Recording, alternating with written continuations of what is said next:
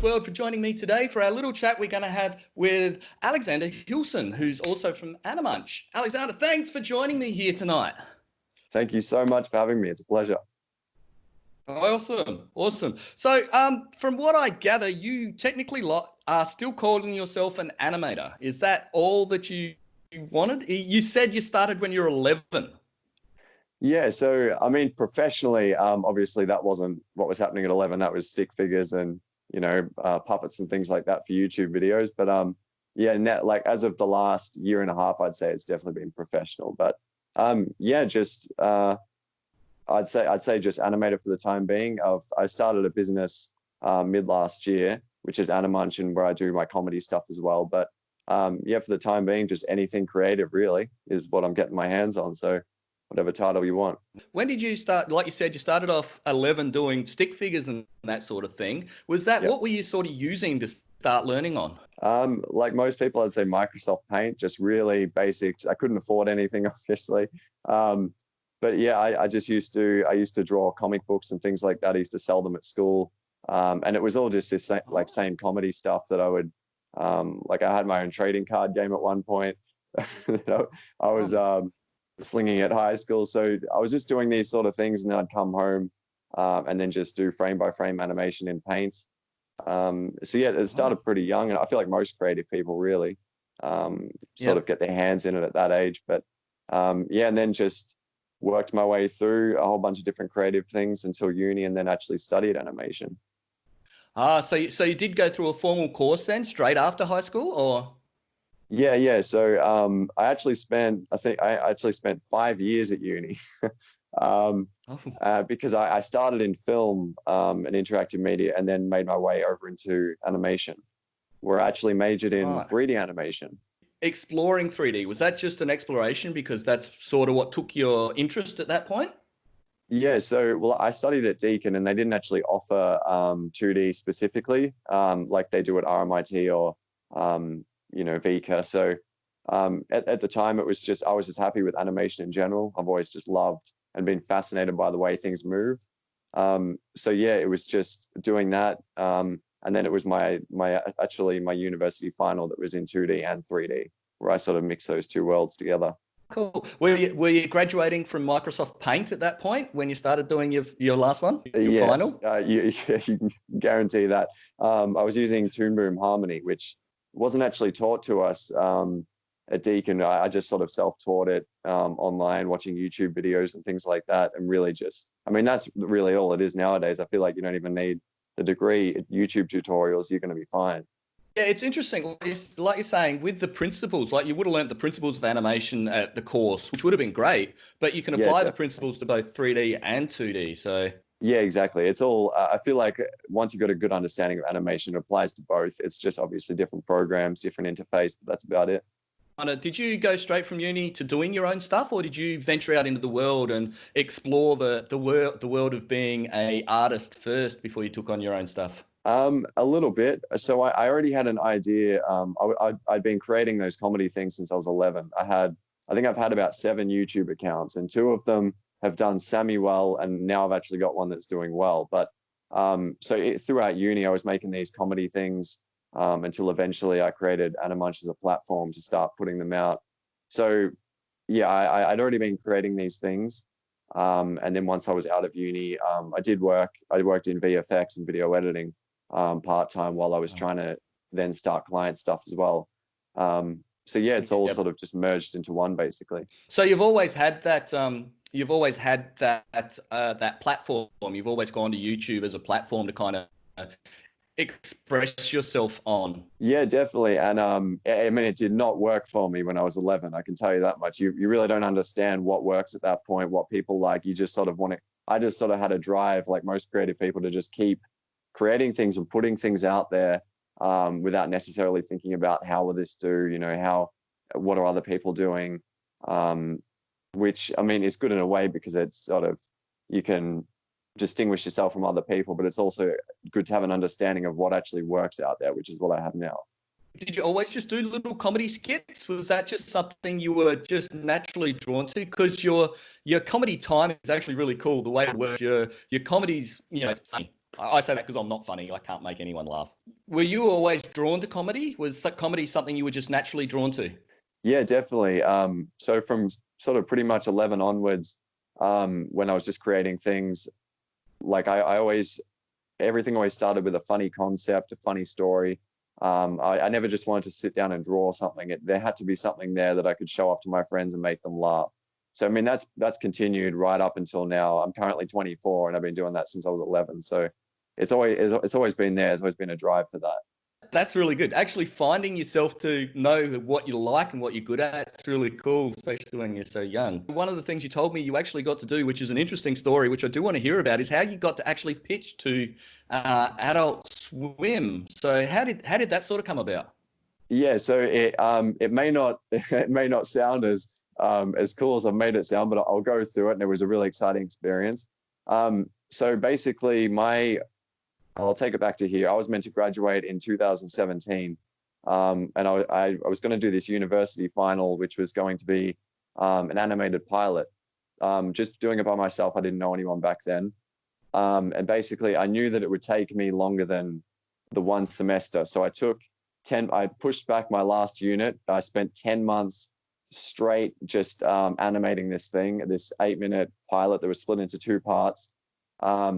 And I also wanted something that I could also get into festivals if the pitching basically just went astray or didn't go well. I thought, well, if I can make something that's cohesive as a movie and get that out there, which is behind me now, at least I can actually get into some festivals. So that was sort of the plan there. And once I did that, I created a pitch Bible. I didn't know anyone that had done this before. So for me, it was just doing a lot of researching online and just looking at a lot of different examples. And once I did that, I started through LinkedIn. I found a whole lot of producers at Adult Swim, and I started emailing every email address I could find. Just basically just rolling the dice, just nothing to lose. Let's give it a shot. I did that, and then because of the time difference, I'd be getting replies. Some people saying I'm not interested or no replies, and then eventually I had one guy, I won't say his name, but who messaged me, who was a producer on their live action stuff at Adult Swim, and he just said, "I think you really got something here. Can we talk?" I said, "Yeah, sure." So I got this at 4 a.m. Naturally woke up and replied to it instantly. Sent me a huge paragraph. Sorry, not a paragraph, like basically an essay, a few different paragraphs saying what he likes about it, how it's on brand. Can he have permission to, because basically they have to sign an NDA to, I think that's what it's called, to be able just to look at the pitch Bibles and show them to other people. So he did that, and he said, can I show one of my coworkers? Good old. Yeah, and I said, sure, yeah, let's do it. So he did that, and he said, are we able to schedule a video call? And I said, yeah, sure. So at about 5 o'clock in the morning one day, I think it was a Sunday, I was talking to this producer, and we're just running through, what it was. And he said, I like these things, but it's still a bit amateur, which of course it was. It was a university project, and looking back now, it looks terrible compared to what I can do. But I was flattered. I was absolutely gobsmacked by this. And he just said, but because I don't have any representation, he can't actually get me. He can't get me a face-to-face interview or something like, he can't get me to talk to sort of the higher ups because I didn't have an agent or anything. I didn't know there was so much involved in it in terms of seeing a lawyer, getting the non-disclosure agreements and everything. So he said they do a thing called development meeting on a Thursday night. I think they still do it, where you call in, you have to pre-submit an idea, what you're going to talk about, how long it's going to take, and you pitch on air. So it's a live stream that thousands of people watch. So I did that. And how it works is they have this thing called a loot, where there's a certain amount of money, and they'll give you, they'll divvy it up between the best pitchers of that week. So I got the whole amount for that week, and I got featured on their website for a night. So that was as far as that got. So really, overall, it was thrilling. It was I had just graduated. This was graduated last year in February. This was start of March. So that had happened, and that was pretty cool. I hadn't had that experience before. So with that, nothing sort of came of that, but I started getting into festivals, and then I sent it off to a few other studios. It was later rejected. But yeah, that's when I really started doing the really short comedy things right after that, because I thought I'm sick of this long form stuff. I started doing that, and yeah, that got more attention than anything else that got more attention than the pilot I just spent 10 months on. So getting it into festivals, did you just kind of send it off to festivals after that? Yeah, so I started that just before the pitching.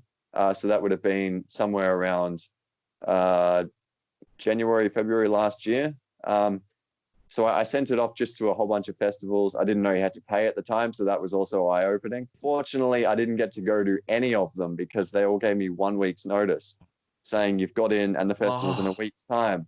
That was pretty. I got into 3 in Canada, so that was pretty heartbreaking, really. But yeah, it was still, I was still gobsmacked and absolutely pleased with myself that I got into them anyway. So, you know, it was an honor just to be featured. Yeah, I mean, that's the thing. Now that you know what it takes to actually get featured, you can, you know, if you have to put the work in again, you go, okay, well, I know what needs to be done. So that's pretty cool. Yeah, it was a cool experience. So when you're developing stuff, you know, because like you say, you do little short skits. When you develop stuff, do you actually do it all by yourself, or do you have a couple of people you bounce ideas off of to kind of build the idea up? I've got a few answers to that. For the comedy skits, all the ideas are me. Partly because the way I've sort of got the timing worked out, it's always hard for me to explain to someone else that wants to come up with an idea with me. I always have the formula in my head. Because I do the sound mixing and sound design myself as well. So I have all that worked out, all the timing, before I've even got the punchline. I just know the beats of the joke. So I'll do that part. But there are a few times where I work with one of my coworkers. Well, basically through AniMunch, I just work with freelancers on a project by project basis. And one of the main guys I work with, Scott Francisini, he's fantastic. He works on some of the comedy things as well. So I'll do probably about 90% of it. And then there'll be certain things where he's really good at fluid 2D animation, where I'll say, all right, I'll give him the key poses and I'll just get a bit of help with the character animation. But yeah, aside from that, I just try to do it all myself and just get one out a week, just as a little side project while we do the client stuff. Yeah. So it's pretty you're working your butt off, like you said, working full time as client stuff as well as doing your own stuff. So that's good to see. Good to hear. Yeah, it's fun. Obviously, I do it for the love of it.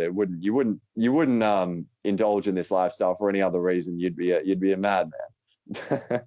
So now you focus on 2D. What's your tool of choice? My tool of choice, at the moment, I've used quite a few different programs. For character animation, I prefer Toon Boom Harmony. I work with Premium just so I can do rigs and I can put them in 3D environments. That's probably the best software I've used for 2D, but I've also recently used Blender and the different shading techniques there. So, I mean, that's been pretty fantastic as well. But I'd say generally my workflow is using Toon Boom Harmony for character animation, and then After Effects or Character Animator for obviously any post effects. Yeah, it's interesting to hear you use Blender because, yeah, well, you know, Blender's really growing as a tool because it can do so much as an open source tool. It's amazing. With the little skits that you do, there's one just recently that you've done that's kind of blown up and got quite a viral following. Do you want to actually tell me a bit more? Well, I want to find out a bit more about that particular one, your Scooby-Roo skit. How did you come up with that one? Yeah, so so that one, the way that I sort of work these comedy shorts nowadays is I try to set myself a 1 week turnaround, and I make sure that whatever I do make in that week, it looks professional. So that's the reason why it's so short. Like it'll be 6 to 8 seconds, it'll loop, punchline will land. And generally I've just got a bunch of concepts that I know will work. Well, when I say will work, I've sort of made enough stuff at this point where I have a sort of enough experience to know, all right, well, this will do this certain amount of numbers, just so I can grow things. And when I came up with that concept, I knew there was something there, but I didn't know exactly how well that would do online. So I just thought I'll see that through as a novelty. I did one, Scooby-Doo and the Mystery of Old Mate. And what I do to market these, I've got an Instagram, which is probably the best tool if you're wanting to do comedy shorts, and as well as TikTok. Put them on YouTube and Facebook, and then just put them in a whole bunch of different groups. And that one blew up more than any of the others I've ever created. So I just made a few more of them. I thought, well, why not? I'll just do two more, knock them out, and then I'll move on to something else, because people are getting sick of this now. And each one I put up got better reviews and feedback than the last one. And then last week, I thought I'd the one that actually went viral on Saturday night on a platform called Imager. It's really good for short form art and just comedy stuff. So I put it up there, and then within maybe 20 minutes, it works similar to Reddit, where there's like an upvote and downvote system. So it's easy to make it, as soon as it goes out there, it's easy to either climb up or down. So I put that out, and then within about 20 minutes, it had 40,000 views. And I thought, all right, well, that's a bit more than usual. And then it started to just keep climbing, and I started getting notifications at about 1:30 in the morning saying you've been front paged. Your video's gone viral, you've been front page. And I thought, you're kidding me. So I did not sleep that night, I can tell you that much. I kept refreshing it, just keep scrolling down, looking at all the comments, seeing what people were saying, and it was going ballistic. So now it's just got a bit over 100K. So that's probably the most that I've ever had on a video. And compared to some other people I know, it's probably not even that much, but for me, that's a huge milestone. So I was absolutely thrilled with that. Yeah, no, it is. I mean, just getting views is pretty good. Actually getting something that gets front paged on anything is actually really exciting. So congratulations. Thank you. Yeah, I was happy with that. All right, Alex, thank you so much for telling us and sharing some of your story about where you are and where you're going. I actually look forward to seeing where your career takes you in this small field. Australia is a fairly small animation environment, so it's good to hear from people just doing their own thing constantly. So I look forward to seeing where you go. Is there anywhere that you want to promote to get people to follow you? Yeah, and just to answer that, thanks for having me on. It's been an absolute pleasure. But in terms of anything to promote, I've been getting asked when I do these short skits and loops just about a Patreon. So I looked into it because I actually don't know that many people with one, and I'm launching that this weekend with a brand new Scooby-Doo and another animation as well. So that'll be up on my Facebook and Instagram, just instagram.com/AniMunch or Facebook/AniMunch. I can't wait to start making those weekly for everyone and just trying to make people laugh. Well, look forward to it. So everyone's out there, we'll make sure I'll have a link down in the description to Alex's Facebook page and his Patreon page. So thank you so much for coming on and sharing your journey with us all. No problem. Thanks for having me.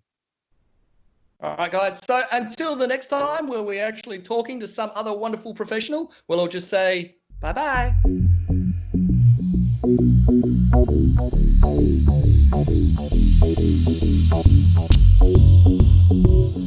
Thank you.